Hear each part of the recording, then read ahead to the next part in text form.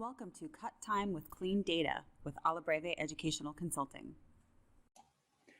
Last time we talked about the challenge of reading dates and times from different sources, and we read these two identical dates from our Excel spreadsheet into SPSS Statistics, and here's what we got.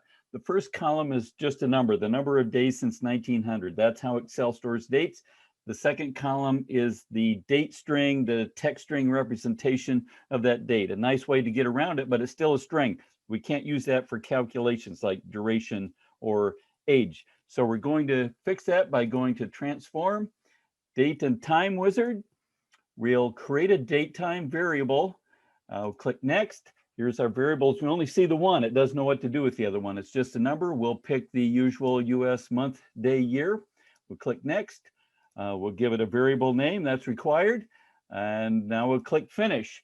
And now we have it. You see this date, just like you would expect. That was very easy, much easier than the laborious programming it would take to calculate that by hand. We'll take a closer view. In the variable view, we see that our variable is indeed of type date that now we can use for calculations such as duration or age. Stay tuned for more fun and information about dates and times. See you next time.